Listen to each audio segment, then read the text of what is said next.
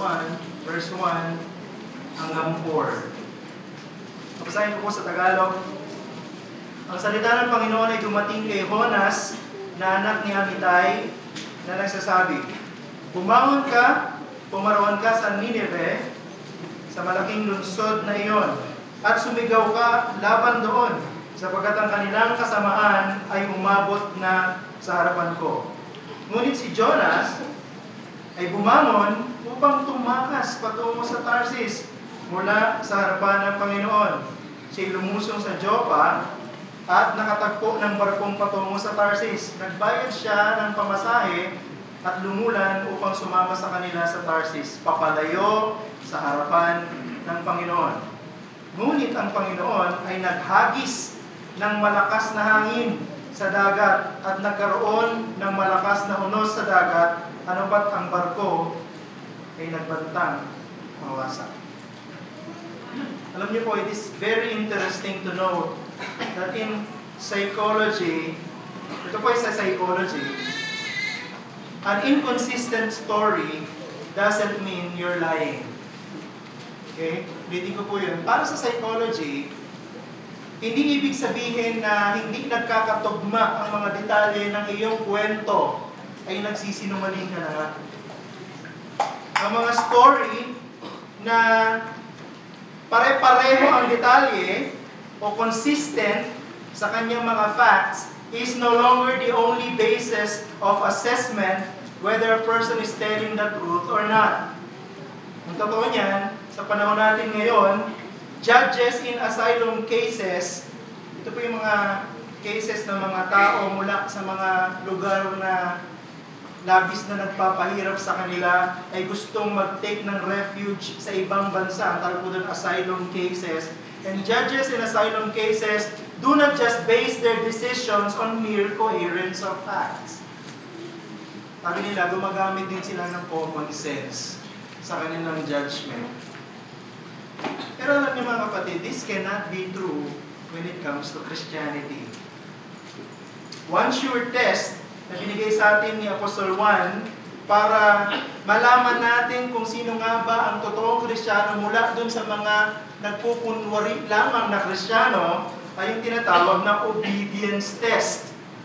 Yun po yung matatagpuan natin sa 1 John chapter 2 verse 3. Ang sabi niya, "And by this we know that we have come to know Him, if we keep His commandments." So malalaman po natin kung isang taong nag-claim na siya ay Kristiyano, ay totoo nga o hindi, kung ang kanyang buhay ay markado ng pagsunod sa salita ng Diyos. In other words, those who are really born of God will surely obey God. Ang mga totoong Kristiyano will obey God. And the Bible is referring here not merely on coherence in the facts of a story, but coherence in how one conducts his own life. So consistency in the Bible is not when you repeat the facts of your story, they agree with one another. Consistency in the Bible talks about how your life agrees with what you believe. Every message ko para sa atin yung umaga is this: discrepancy between words and works is the effect of a disobedient heart. Ulitin ko po yan. Discrepancy between words and works is the effect of a disobedient heart. Ang hindi pagkakasundo ng sinasabi ng bibig at ginagawa sa buhay ay resulta ng isang pusong masuwayin. At dito po sa ating passage ngayong umaga, dalawang bagay po yung gusto kong bigyan natin. Una, commission to go, but run away instead. At pangalawa, running away, but with no escape. Inutusan ng Diyos, pero pinili ang tumakas. Tumatakas, pero ang totoo, wala siyang ligtas o kawalan. Tingnan po natin yung unang point. Commission to go, but run away. Alam niyo po ang Biblia, pinakilala sa atin kung sino si Propeta Jonas. Siya ay isang propeta na inutusan ni Yahweh para magproklama ng isang mabuting balita sa mga Israelita ng panahon ni Haring Jeroboam. At sinabi niya sa 2 Kings chapter 14 verse 25 na sa ilalim ng pumumuno ng hari ito, mababawi nila ang mga teritoryo na kinuha sa kanila ng bansang Syria. At nagkatotoo yun. Dahil sinabi yun ni Yahweh sa pamagitan ni Propeta Jonas. Pero dito, sa passage natin, makikita natin, that's the same Jonah. Ito rin yung Propeta Jonas na inutusan ni Yahweh na mangaral o magproklama ng mabuting balita kay Haring Jeroboam at sa mga Israelita ng panahon niya. Dito, inutusan ulit siya ni Yahweh, pero inutusan siya para magpunta sa kaaway na bansa ng Israel. The city of Nineveh was the last capital of the Assyrian Empire.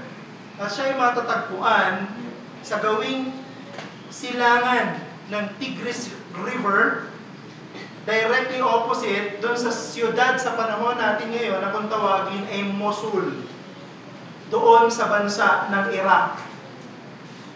Kung alam niyo po yung story ng Israel, Assyria is her most hated enemy. Alam niyo kung bakit?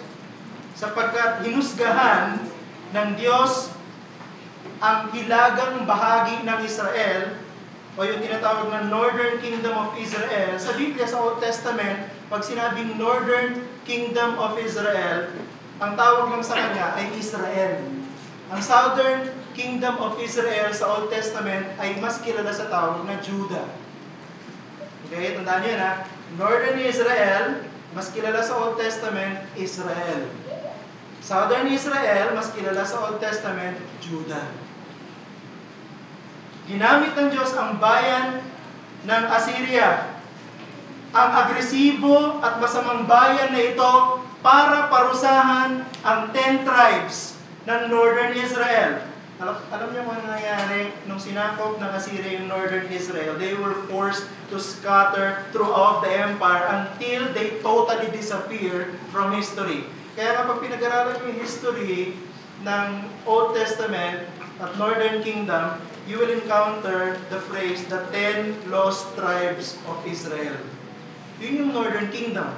And they disappeared from history because God used this nation to punish them. Si Jonah ay inutusan ng Diyos sa panahon ni Jeroboam para magbigay ng balita ng prosperity and conquest. This time, si Jonah ay sinusugo ni Yahweh sa kaaway na bansa ng Israel to bring the message of judgment. Yes. Pero, merong pag-asa na sila ay patatawarin kung sila ay magsisisi. Tinanggap ng Diyos ang salita ng Panginoon para sa kanyang sariling bayan at siya ay sumunod. Pero nung tinanggap ni Jonah ang salita ng Diyos, ang salita ng parehong Diyos para sa kaaway na bansa ng Israel, siya ay sumuway. Siguro iba sa inyo nagtataka, bakit ang isang propeta ng Diyos pipiliin na tumakas mula sa utos ng Diyos na ito at sumuway? Bago po tayo pumunta sa sagot sa tanong na iyon, let's consider first briefly the context of the entire book of Jonah. Matapos po na si Jonah ay iluwa ng malaking isda, sumunod na siya kay Yahweh, ang nating istorya. Sumunod na siya kay Yahweh. Pumunta siya sa lugar ng Nineveh, at kung ano yung inutos sa kanya ng Diyos, ginawa niya. Sana hindi na siya kinain ng malaking isda. Kung sa simula pa man, ay sumunod na siya. Pero alam niyo po, sa chapter 3, verse 6 to 10, nagkaroon ng resulta yung kanyang pangaral ng mabuting balita sa lugar ng Nineveh. Pag binasa niyo po yun, chapter 3, verse 6 to 10, the entire city of Nineveh listened to the message of the Lord. And as a result, they turned from their evil way. Nagsisi sila.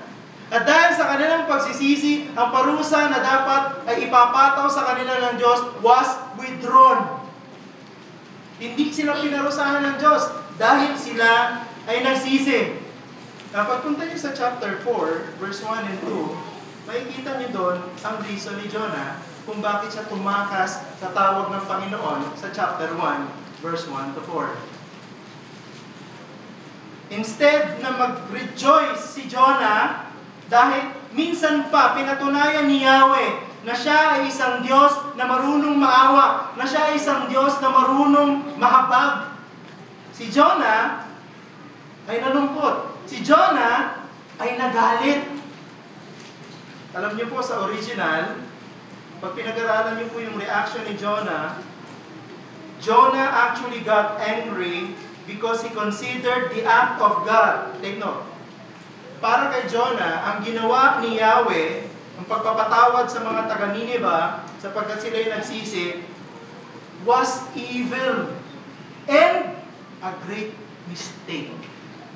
Para kay Jonah, ang ginawa ng Diyos, imbis na wasakin ang lungsod ng Nineveh, pinatawad ang mga taga-Nineveh, para kay Jonah, mali yun. Masama yun. Hindi dapat ginawa ng Diyos yun. Kaya siya nagalit sa ginawa ng Diyos. Parang ganito yung gusto niya sabihin eh. Ito na nga yung dahilan kung bakit ayaw ko, O Diyos, na sundin ka sa simula't paman. Dahil kilala kita. Dahil alam ko na ikaw ang Diyos na marunong magpatawad. Ikaw ang Diyos na marunong mahawa sa mga taong nagsisisi. Ayoko na patawarin mo ang bayan na ito sapagkat sila'y masama. Ang gusto ko, wasakin mo sila. Parang ganun yung gustong sabihin ni Jonah kay Yahweh. At yun yung dahilan ni Jonah kung bakit siya tumakas kay Yahweh in the first place. Ngayon, alam na natin kung ano yung reason ni Jonah kung bakit siya tumakas. And for me, this is the worst reason ever recorded in the entire Bible. At this point, gusto ko mag-reflect tayo. Mula dun sa narinig natin niya. I would like to offer to you some things to think about based on what we just learned. Una, it is not an assurance that when God's children hears and understands God's word, they will readily obey. Hindi ibig sabihin, nakikinig ka, nagbabasa ka ng salita ng Diyos, at naiintindihan mo kung ano yung sinabi ng salita ng Diyos, dahil ang linaw eh. Eh susunod ka na nga. Jonah was a true prophet of God. At ako naniniwala, bilang prophet of God, narinig niya ng malinaw ang mensahe ng Diyos. Posible na narinig niya ang boses ng Diyos audibly. Pwedeng na nakita niya ang pangitain mula kay Yahweh in his dreams or visions. Yet, instead of obeying, he tried to run away from the will of the Lord. Pinapatunayan lang yan mga kapatid, mga kaibigan, that receiving God's word is one thing, and obedience to it is another. Isang bagay yung alam mo yung salita ng Diyos. Binabasa mo, kabisado mo, pero ibang bagay din yung sinusunod mo yung salita ng Diyos na alam mo. God does not care if we understand His words. Hindi yun ang importante para sa Diyos eh. Ang importante para sa Diyos, yung bang naiintindihan mo yung salita niya, sinusunod mo. Yung bang naiintindihan mo yung salita niya, ginagawa mo. Para sa Diyos, yun ang mas importante sa lahat. Alam niyo kung bakit tinanggihan ng Diyos si Haring Saul bilang hari ng Israel? Tinanggihan ng Diyos si Haring Saul because of his persistent disobedience. Napakamasuwain ng hari na ito. And in 1 Samuel 15, pag binasa niyo po yan, Walang pakialam kay si Yahweh na alam ni Saul kung ano yung mga dapat gawin para sa paghahandog. Di ba dyan nga natin nakuha sa verse 22, yung sinabi ng Diyos na it is better, God prefers obedience than sacrifice. Walang pakialam ng Diyos kung alam niya kung ano yung mga dapat ihandog, kung paano maghandog. Ang importante kay Yahweh, ikaw, na nakakaalam kung ano yung inutos niya, sumusunod. Di ba yung sinabi niya kay Saul? Alam mo kung ano yung inutos ko sa'yo, pero bakit hindi mo ginawa? At alam natin ang resulta, God rejected Saul as king of Israel. Ano ba? Our knowledge of who God is should characterize how we treat other people.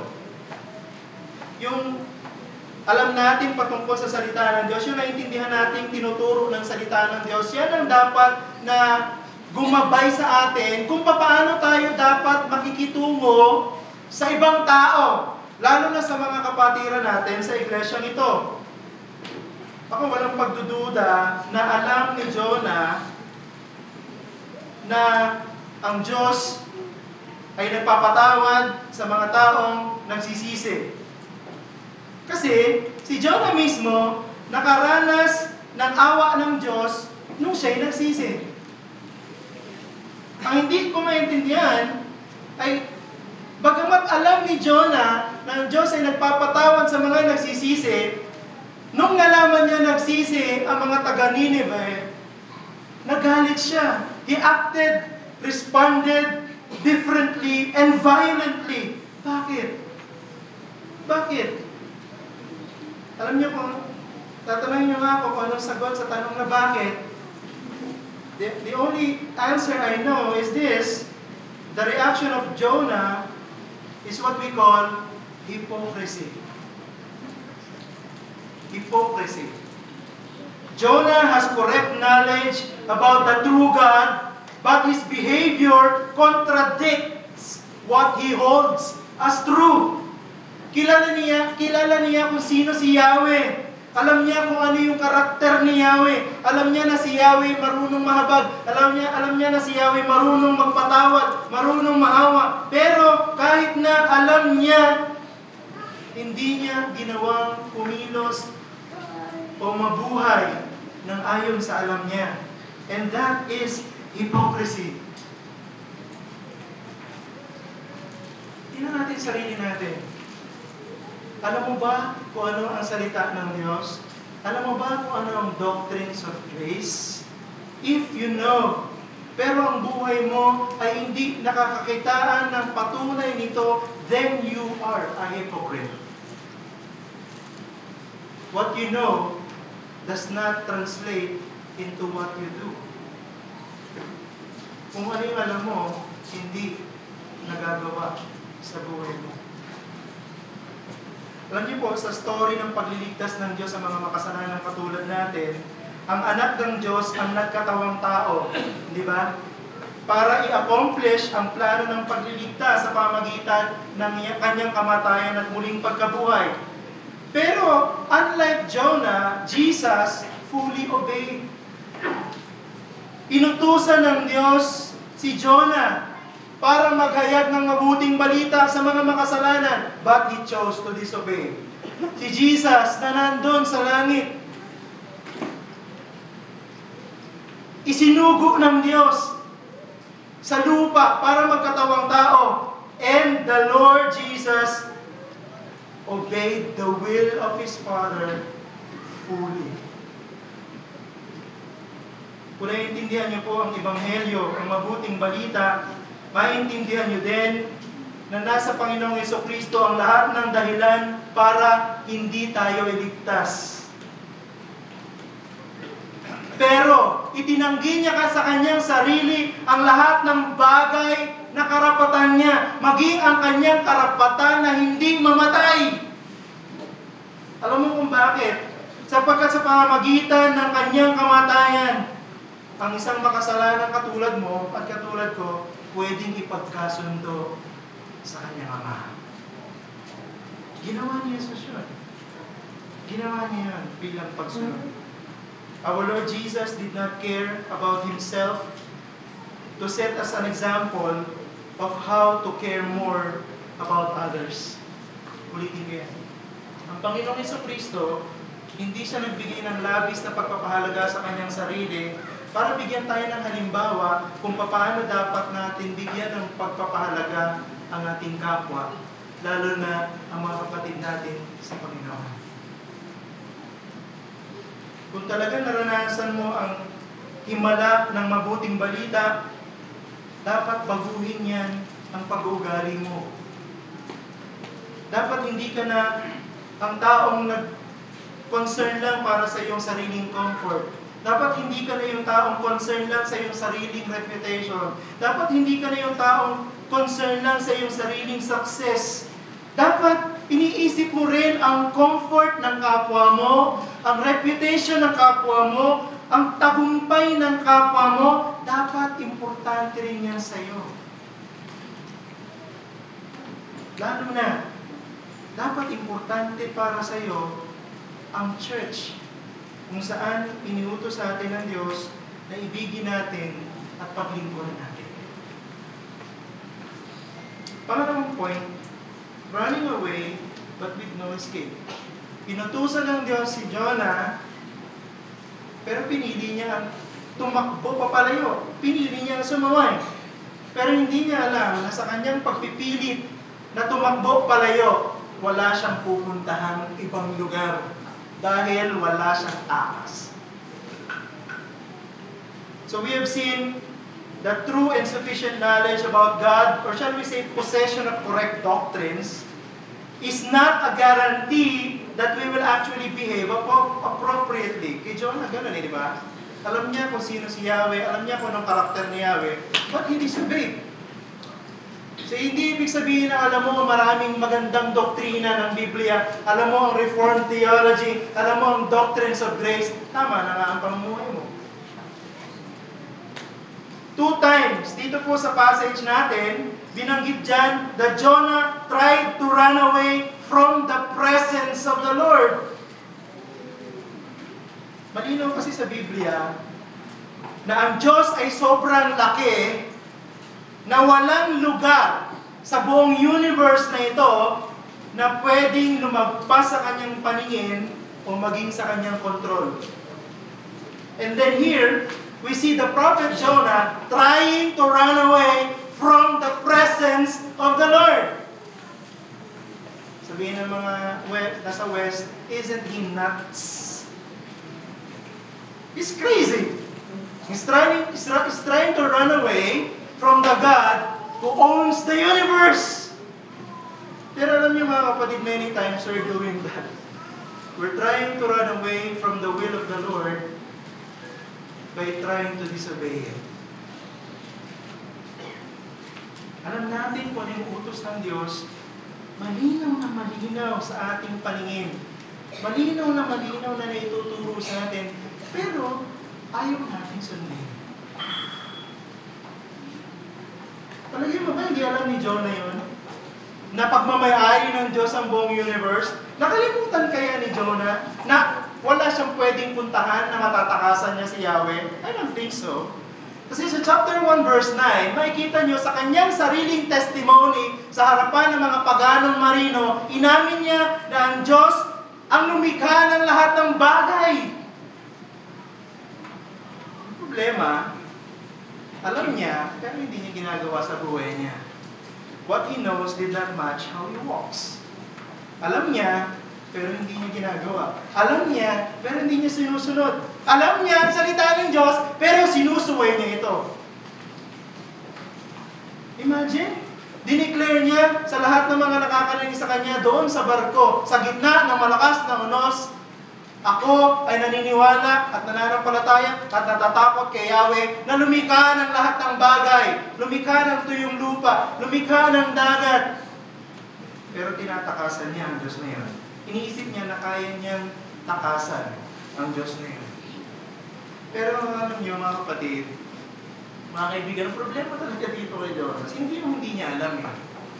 Ang problema sa kanya, tahasan niyang sinusuway kung ano yung alam niya utos ng Diyos. It's a problem with disobedience. There's no doubt that the word of the Lord came to Jonah with clarity. But despite that, he still decided to run away from God's call.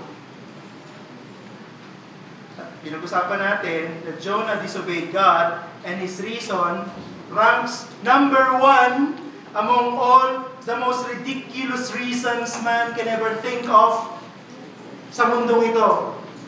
Meron siyang reason, pero ang reason niya is absurd. Pero alam nyo, let's pause again. Let's try to learn. Jonah's story helps us better understand why we disobey God. Alam niyo, marami tayong pwedeng matutunan mula kay Jonah. Bakit natin sinusuway mismo ang Diyos? Tayo mismo. Una, we disobey God when what we know is marred by what we feel. Sinusuway natin ang Diyos pagka kung ano yung alam natin, hinahaluan natin ng kung ano yung nararamdaman natin. This is exactly what we read in chapter 4, verse 1 and 2. Jonah is sure that God cannot withhold forgiveness. Alam niya yon, na ang Diyos ay hindi pwedeng hindi magpatawad sa mga nagsisisi. Alam niya rin na ang Diyos ay nagliligtas ng mga tao pag narinig nila ang pangaral ng mabuting balita. Every bit of theology there is correct. Tama yung theology ni Jonah, but Jonah's heart was wrong.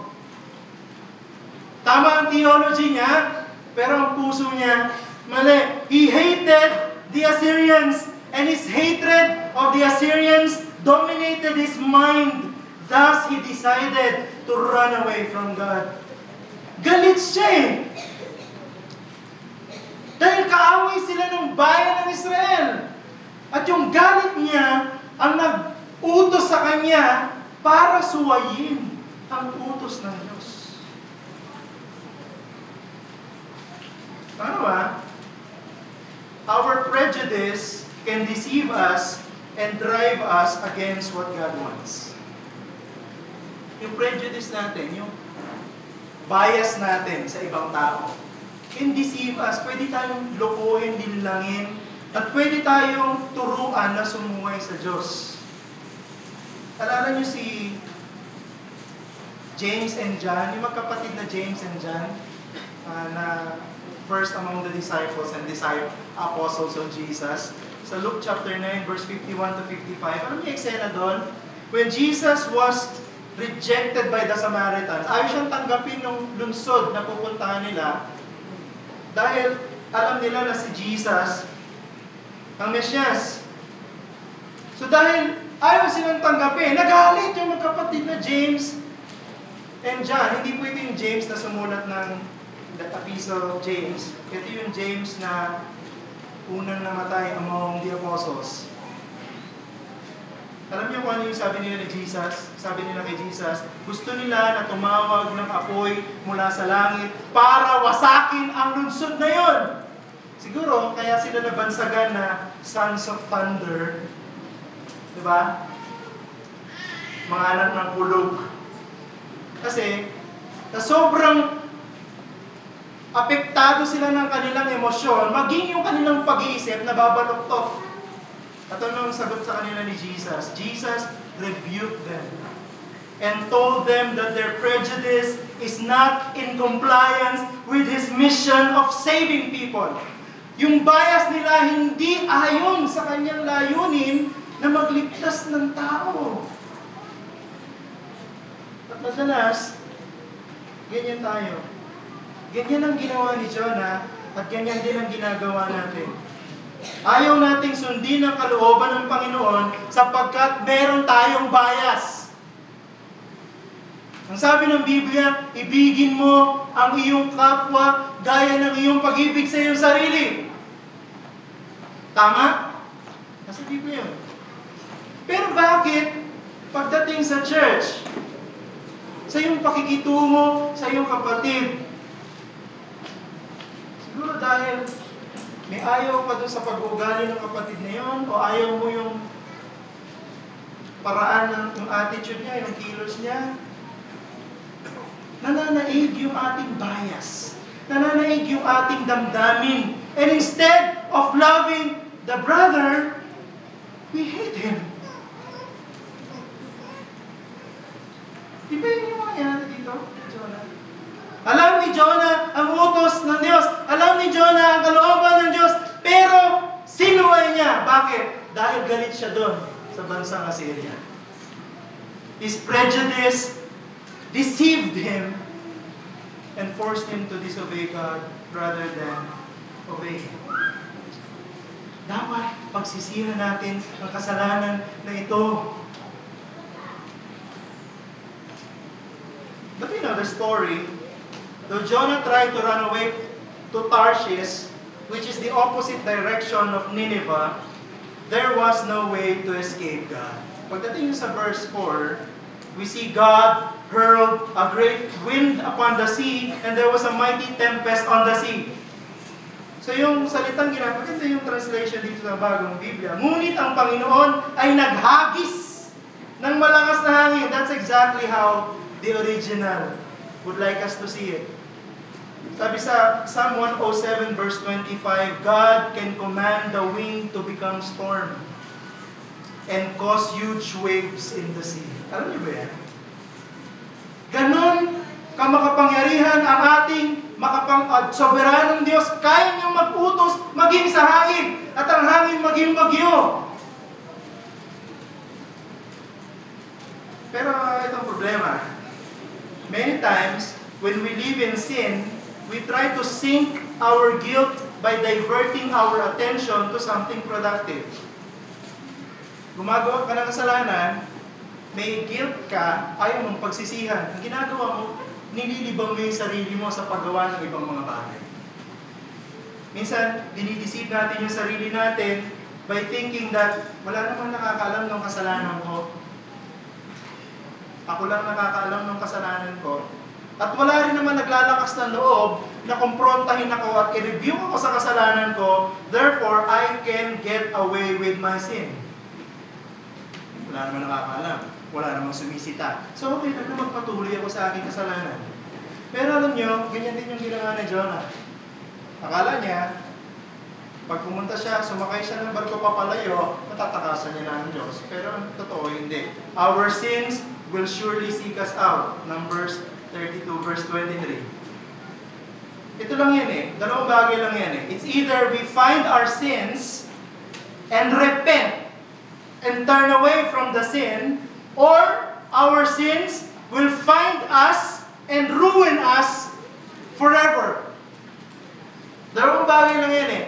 Kung nag-enjoy ka sa kasalanan mo, magsisi ka sa kasalanan mo at talikuran yan, o kaya magpatuloy ka sa kasalanan mo at wawasakin ka niyan habang buhay. But of course, the Lord is commanding us to repent from our sins.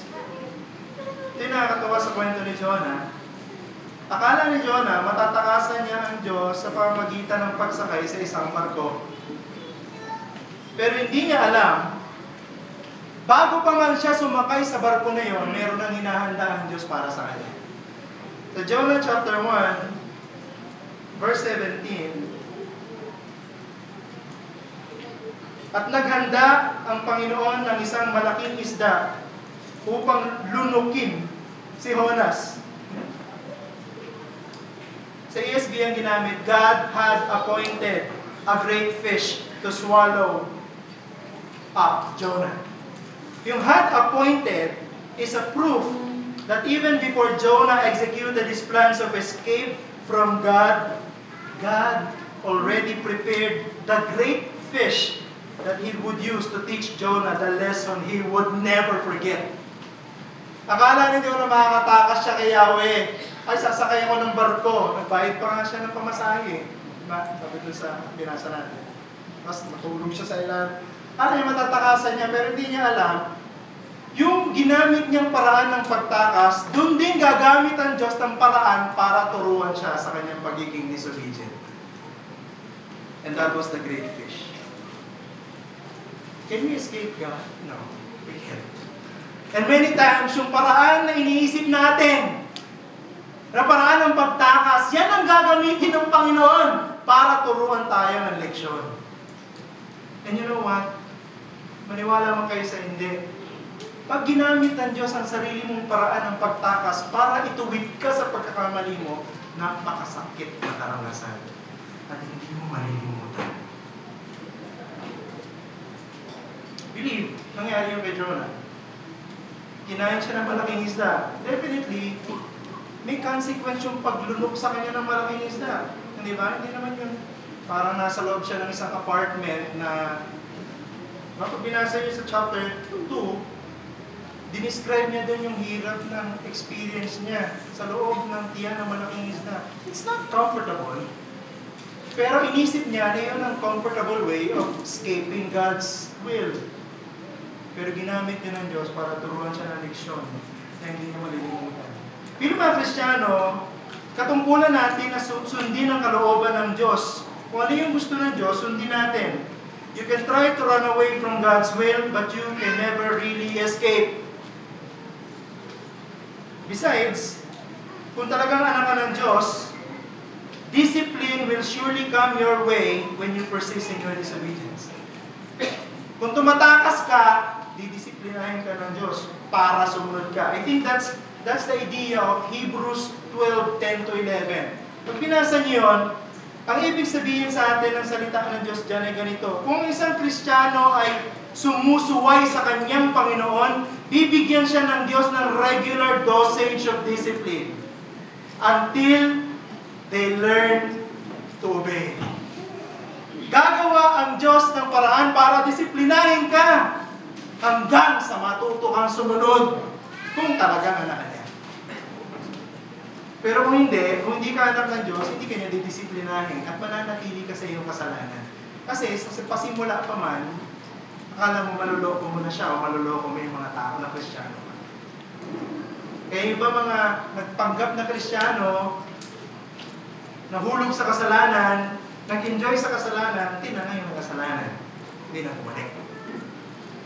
Pero kung totoong Kristiyano, nahulog sa kasalanan, didisiplinahin ng Diyos, babalik sa daan ng pagsunod. Dahil matututo siya sa pamamagitan ng disiplina ng Diyos. Kung hindi ka pa Kristiyano, kaibigan, na dapat ma-realize mo na ang iyong persistent na pagtanggi sa alok ng Ebanghelyo ay ang iyong sariling paraan ng pagtakas sa kalooban ng Diyos. Ano ibig sabihin? Kung naririnig mo ang pangaral ng Ebanghelyo, pero tumatanggi ka sa alok ng Ebanghelyo na kaligtasan sa pamamagitan ni Jesucristo lamang, yan ang paraan mo ng pagtakas sa kalooban ng Diyos. Tama yung sinabi ng Biblia sa Proverbs 16:25. There is a way that appears to be right, but in the end, it leads to death. Akala mo siguro na sa iyong patuloy na pagsuway sa kalooban ng Diyos sa pamamagitan ng pagtanggi sa panawagan ng Ebanghelyo, makakarating ka sa Diyos sa pamamagitan ng ibang daan.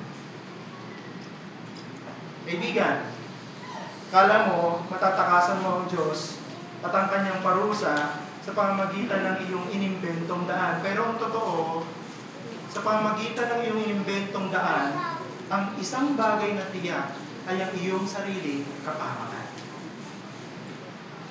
Only Jesus can offer you the right way of escape from the wrath of God. And it is the way of repentance and faith. Huwag ka nang tumakas sa panawagan ng Diyos ng pagsisisi at pagsampalataya. Kung hindi ka pa Kristiyano, huwag kang makontento sa iyong inimbentong daan. Kasi nag-iisa lang ang daan. Si Jesus lamang ang daan. At sa pamamagitan lamang ni Jesus, makakatakas ka sa parusa ng Diyos. Pero kung pipilit mo ang iyong sariling paraan, katulad ni Jonah, sa huli, marirealize mo lang na ang iyong pagtakas ay ang iyong daan patungo sa iyong sariling kapamakan. Lumapit ka kay Jesus. Lumapit ka kay Jesus ngayon at magsisi ka sa iyong kasalanan. At sabi ng Biblia, ang sino mang lumalapit kay Jesus, hindi niya itataboy. At ang sino mang humihingi ng buhay na walang hanggan, ay bibigyan niya. Manalangin po tayo. Aming Diyos,